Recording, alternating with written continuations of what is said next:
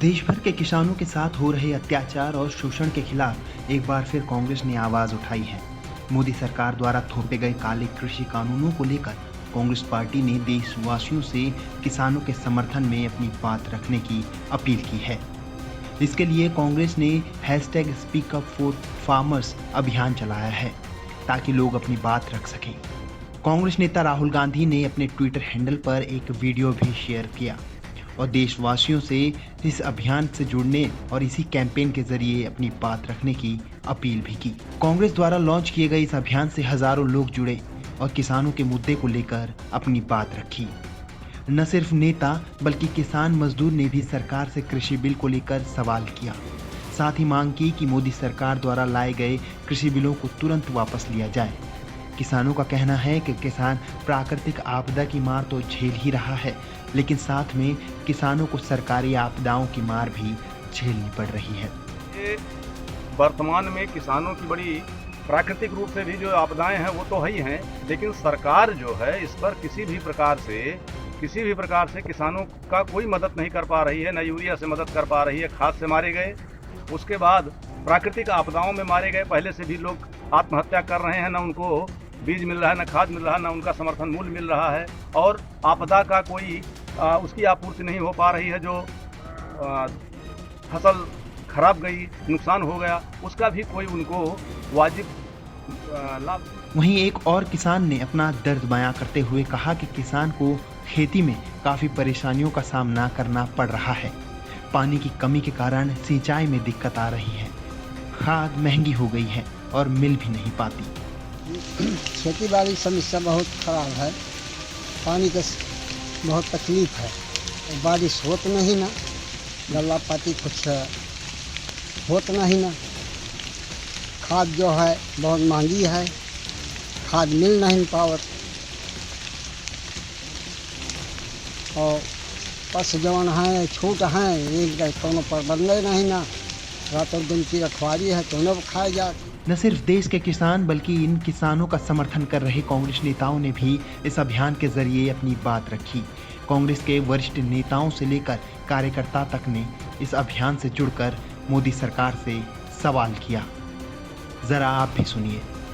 जब तक अर्थव्यवस्था में व्यापक परिवर्तन नहीं आते तब तक किसान को न्यूनतम मूल्य समर्थन की व्यवस्था मिलनी चाहिए, और इसको सुनिश्चित करने के लिए और सुरक्षित करने के लिए इसके लिए कानून बनना चाहिए। हम इसकी आज मांग करते हैं। वाले कानून उसको वापस लिया जाए, MSP की कानूनी गारंटी दी जाए और मंडी व्यवस्था को यथावत रखने की गारंटी दी जाए। एक बार फिर मोदी सरकार का किसान विरोधी चेहरा सामने आ गया है। जिस प्रकार से सारे नियम और कानून को छोड़ते हुए जो किसान विरोधी जो 3 बिल पास किए गए, उससे स्पष्ट होता है कि ये सरकार बड़े घरानों को, कॉरपोरेट हाउसेस को और बड़े बड़े उद्योगपतियों को आगे बढ़ाने के लिए और इस देश का कृषि को एक प्रकार से उनको सौंपने की तैयारी है। कोरोना महामारी के दौरान जब सभी गतिविधियों पे प्रतिबंध लगे हुए हैं, तो उसी वक्त ये सरकार ने जल्दबाजी में 3 विधेयक पार्लियामेंट में लाए और उनको पारित किया।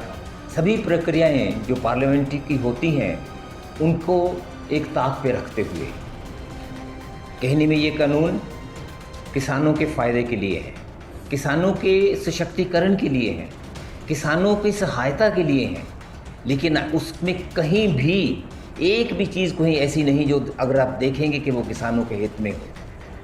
आज जिनके हक में ये कहते हैं ये कानून बनाए गए हैं, उस पूरे हिंदुस्तान में सड़कों पे हैं।